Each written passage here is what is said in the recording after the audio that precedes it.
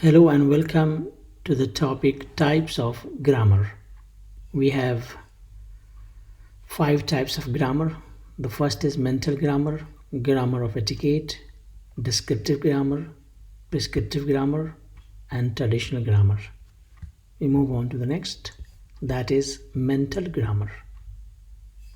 It is a form of internal knowledge of linguistics. It helps us in the production and recognition of structured or corrected expressions. So it is internal knowledge of linguistics and it helps in the production and recognition of correct expressions in a language. This grammar is subconscious and is not the result of any deliberate effort of teaching. So, mental grammar is subconscious, we are not aware of, but it is going on in our mind. How? Let's see the next example. This is of most interest to a psychologist because it deals with what goes on in people's minds. This grammar, that is to say mental grammar, is very relevant to the acquisition of first language. So mental grammar is very relevant to the first language. When we learn our first language, we are not aware of what grammar is taking place in our mind. We don't learn grammar in the traditional sense of it, and it refers to mental grammar. Grammar of etiquette. This grammar is about the identification of the proper or the best structures to be used in language. This is of most interest to a sociologist because it has to do with people's social attitudes and values. So, grammar of etiquette, as the name itself suggests, that this grammar is about identification of the proper or the best structures to be used in a language. You want to use language in the best possible manner to impress upon others. That is why we are always very careful to frame a very good structure so that our speech is very impressive. And this grammar is very relevant to the sociologist because a sociologist deals with how people speak, how people use the language, and what are their social attitudes and values.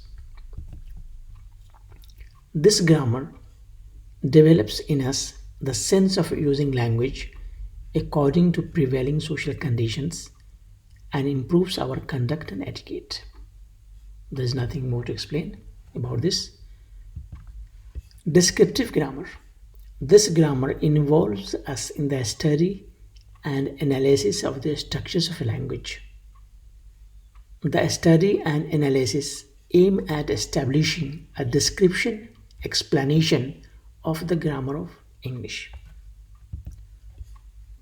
Descriptive grammar, for example, by studying and analyzing the grammar of English, we come to know how grammar of Russian or French or any other language is distinct and different.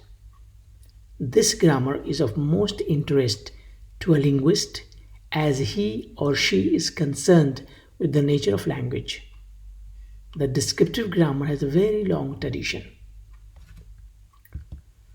Prescriptive grammar. A prescriptive grammar lays out rules how language should be used rather than following the rules as described in the books of grammar. Prescriptive grammar, it deals with right and wrong or good and bad use of language.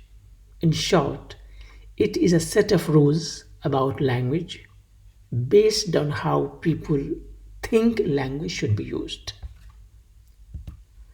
Difference between descriptive and prescriptive grammar. Both descriptive and prescriptive types of grammar are concerned with language, but in their own different ways. Specialists in descriptive grammar, called linguists, study the rules or patterns that underlie how words, phrases, clauses are used in sentences. On the other hand, Prescriptive grammarians, such as the most editors and teachers, lay out rules about what they believe to be the correct or incorrect use of language. Traditional grammar. Traditional grammar is based on European language, particularly Latin and Greek. It is also known as school grammar. It is the most widespread and elaborate grammar and is widely used in language teaching all over the world. Traditional grammar is considered a well-established subject in modern time. Traditional grammar generally involves four aspects: identifying elements of the sentence, labeling the parts such as subject, predicate, object, etc., identifying parts of a speech in a sentence, pointing out the inflection of the words, describing the relationship between the words in a sentence. Hope you understand the lesson. Thank you and goodbye.